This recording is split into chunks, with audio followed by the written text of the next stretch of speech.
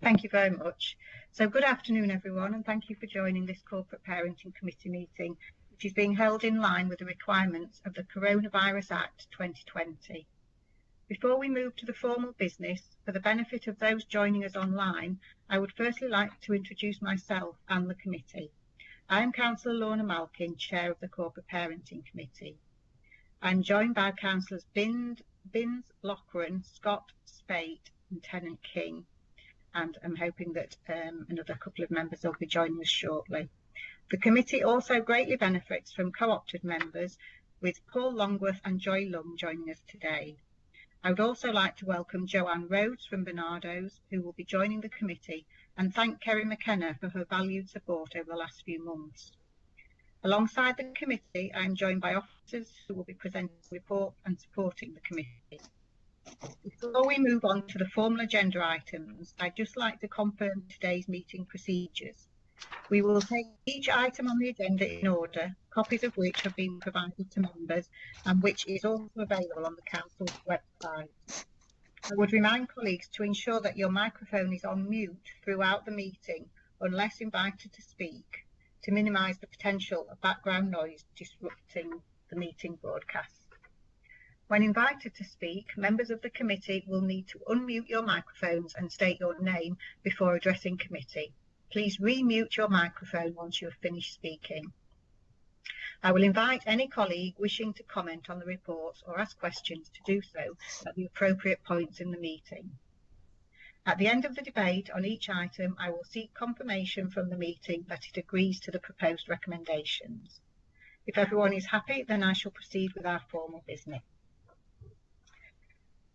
So the first item on the agenda is apologies for absence. We've received apologies from Councillor Pauline Kitchen and Councillor Gillian Cruz. Item 2 is to approve as a correct record the minutes of the Corporate Parenting Committee meeting held on the 10th of February 2021. Can I ask that any members not approving speak in a moment? If I have silence, then I will take that as an approval. So are there any members who do not approve the minutes? Okay, thank you. Take that as approval.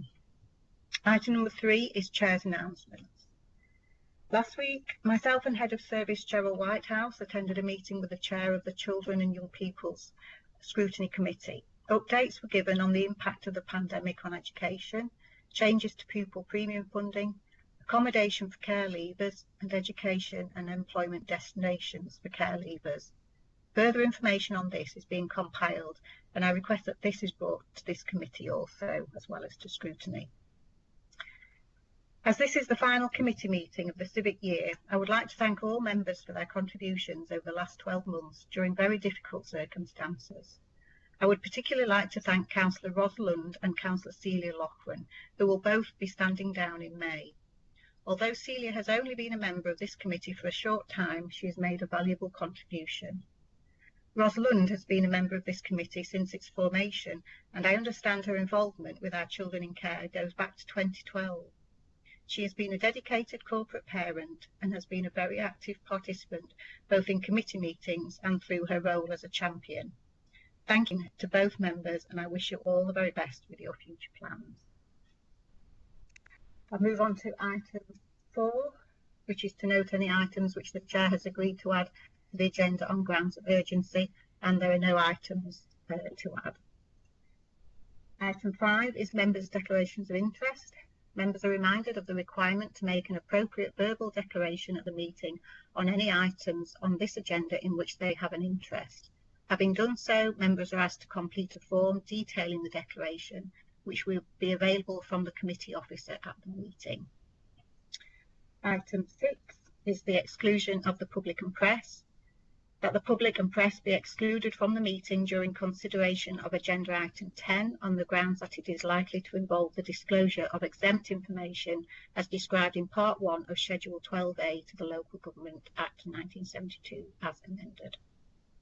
Right, so on to item 7, which is our Children Out of District report, and I believe Cheryl is going to give that report to us. I hope you're there, Cheryl. I am. Thank you, Chair. Great. And Thank you. Good afternoon, councillors. So I'm going to give you a quick overview in terms of out of area placements, and I believe you've all received the briefing paper that has been drafted in this case. So as it stands at the moment, what I just want to reflect is that wherever possible, our children in care, we ensure that wherever we can, we keep them in or as close to Wakefield district as possible.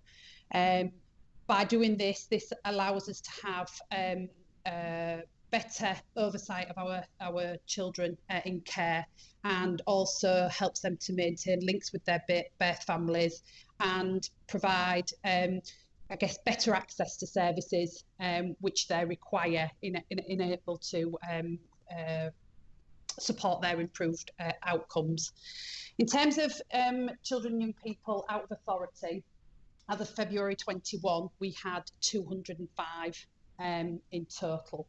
And we were asked to consider this alongside those children that were educated out of authority as well. So not just living, but also being educated out of authority. As a result of that review, what we discovered that out of the 205 children and young people living out of authority, only 144 of them were educated outside of the authority. So they were not educated in the Wakefield district.